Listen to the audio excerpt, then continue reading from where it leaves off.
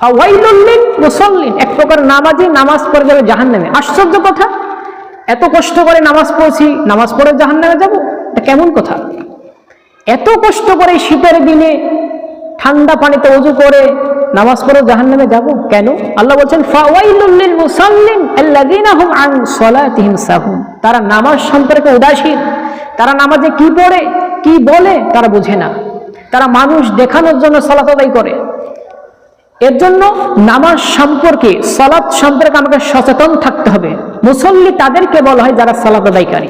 এক প্রকার নামাজি নামাজ পড়ে যাবে জাহান্নামে, আরেক দল নামাজ পড়ে যাবে জান্নাতে। কদ আফলাহাল মুমিনুন আল্লাযীনা হুম ফি সালাতিহিম খাশিউন, এক প্রকার নামাজি নামাজ পড়ে যাবে জান্নাতে, আরেক প্রকার নামাজি নামাজ পড়ে যাবে জাহান্নামে।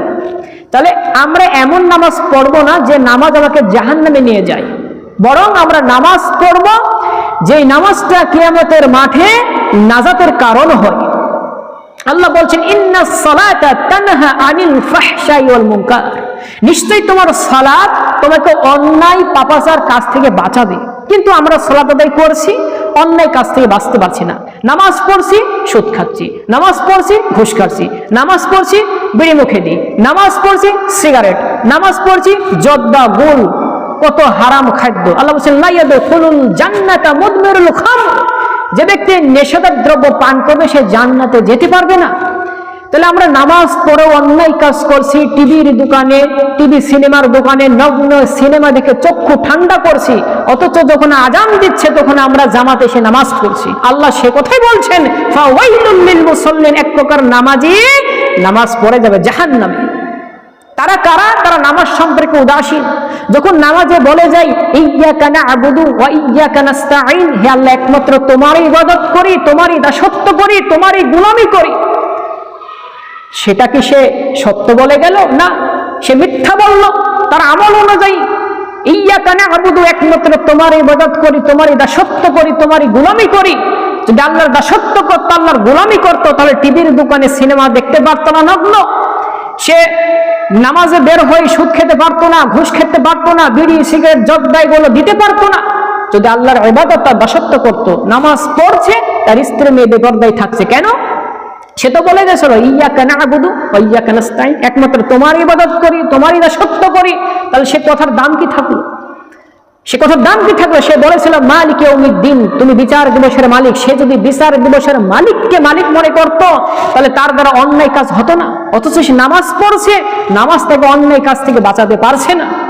কারণ আল্লাহ বলেছেন ইন্নাস সালাতা, নিশ্চয়ই সালাত তানহা, দূর করবেই ফাহশাই ওয়াল মুনকার, অশ্লীল মন্দ কাজ, সগীরা কবিরা যত গুনাহ আছে সমস্ত গুনাহ এই নামাজ থেকে দূর করবে। আসলে আমরা যে নামাজ পড়ছি আল্লাহকে সন্তুষ্টির উদ্দেশ্যে পড়ছি না, বরং মানুষকে দেখানোর জন্য, সম্মানের জন্য। আমার বাবা হাজী তাই আমি নামাজ পড়ছি, আমার বাবা খতিব মুলবি, আমরা বংশ পরিবারের, নামাজ না পড়লে মানুষ কি বলবে?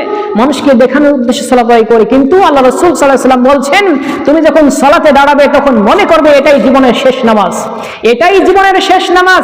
এমন ভাবে নামাজ আদায় করবে, এমনভাবে সালাত আদায় করবে যে যেন তুমি আল্লাহকে দেখছো।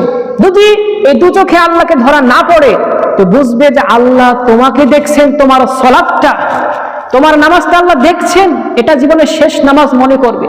এবং নামাজ যদি অন্যায় কাজ থেকে বাঁচাতে না পারে তো ওই নামাজ পড়ো আমাকে জাহান্নামে যেতে হবে। আমরা বলছি আত-তাহিয়াতু লিল্লাহি ওয়াস সালাওয়াতু ওয়াত তাইয়্যিবাত, বৈঠকে কি বললাম? আমরা কি ঠিক বলেছি যে আত-তাহিয়াতু লিল্লাহ, আমার শারীরিক, মৌখিক, দৈহিক সমস্ত পবিত্র কাজ আল্লাহ তোমার জন্য।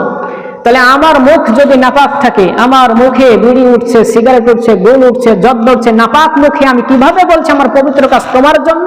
আমার শারীরিক, দৈহিক সমস্ত কাজ ইবাদত তোমার জন্য, অথচ রমজান মাসে সিয়াম থাকি না, সারা শরীর আমার হারাম দিয়ে ভর্তি। তাহলে আমার কথা জবান এক নয়। যদি সে নামাজটা বুঝতো আল্লাহর সাথে কি কথা বলছে, কি কানেকশন, সে কি বলে গেল, তাহলে তার দ্বারা একটা অন্যায় কাজ সম্ভব হবে না, বরং এই নামাজ থেকে অন্যায় কাজ থেকে বাঁচাবে।